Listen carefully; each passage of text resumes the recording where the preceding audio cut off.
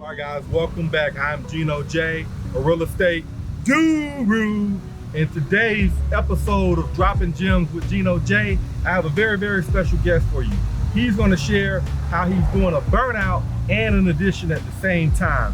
You do not want to miss his backstory. So let's get into it, guys. Hey guys, my name is Zana Hawleri with Hawleri Homes. Today, what we're gonna be looking at is a fire damaged property. I started real estate investing about 3 years ago, and we started with minor fix and flips that were very cosmetic. I started doing a little bit bigger projects and bigger rehabs for a few different reasons. One, the profits are much bigger, the more money you put into a house. And second, there's little competition when it comes to fire damage, when it comes to new construction and things like that. So we've shifted our focus from where we first started to what we're now doing is much bigger projects.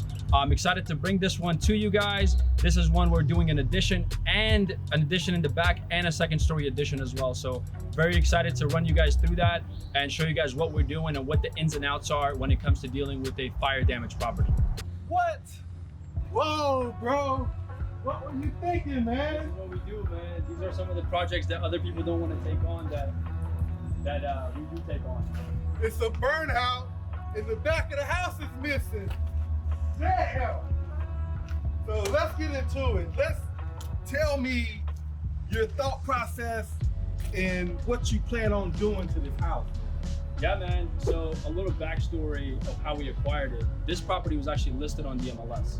And so this is in alignment with my strategy that even if it's listed, and we know the market we're in right now, that it's so competitive, this was listed for about 3-4 months and nobody was batting an eye. And so it was listed for 300. We submitted an offer of 250. It got rejected. 30 days went by. I submitted the offer again. It got rejected. I want to say like the 4th or 5th month in, I submitted the same offer again, and the guy was like, "All right, man, we'll take it." So we actually bought it for 250. We're in Brookhaven, so I know this is worth in the low 600s. Considering some of the other properties around me are going for like 700 and 800. They're a little bit bigger. We bought it. It was completely burned. There was an electrical issue when we bought it. Insurance got paid the homeowners off. Fortunately, nobody was hurt in the fire. So what we're doing here is a total rehab on the inside, a full gut. As you can see, it's been sort of gutted. The demo is not complete yet. And then what we're doing on this side is we're adding a 2-car garage, and this is a functionality thing. And what I mean by that is living on a busy street with a single driveway coming in is not very feasible to have someone back out into a driveway like that. So we had a couple of different options, and those options were either we put a 2-car garage back here, or we create some sort of a Y-shaped driveway in the front yard. And so we thought we'd add the garage, it'll add some value. And also, instead of cutting the top and going up another level, we're only going up on the garage. So the master suite will end up being on top of the 2-car garage. So, Wow. And then the inside will be completely open, vaulted ceilings. Okay, tell me. So for our viewers that's looking to do a burnout or an addition, what advice would you give to them before buying that burnout or starting that addition project? So step 1 is to get the property address and send it to me, and I'll take care of the rest. And I'll pay you a wholesale fee. No, but if someone's actually interested in doing a project like this, there are some extra steps that you do have to take. One of them, ensuring that the insurance settlement has been settled. We've got one right now, another one in Brookhaven that's fire damage that we can't close on it until the insurance pays out, right? So that's step 1. Step 2 is making sure that the fire marshal has not condemned the property. So that's one of the first things before I even got it under contract. Reached out to Joe, who's the Brookhaven fire marshal. Hey, and it's a 30-second search to make sure it's not condemned.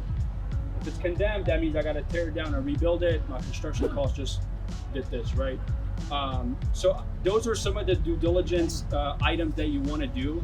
The other thing is, just because some of these beams that you see that are like black does not mean they're damaged. It could just be smoke char.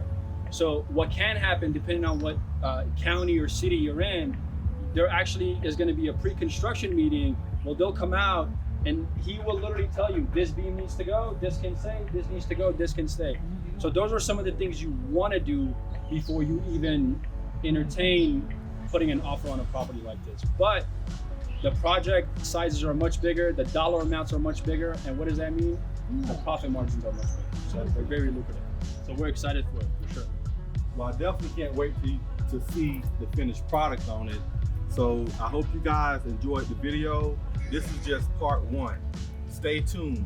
We will bring you back in a few short months to show you the completion of this product. 90 days, we'll be back. 90 days. Until next time, guys, I am Genoj. This is another episode of Dropping Gems with Genoj, and we are Real Estate Gurus.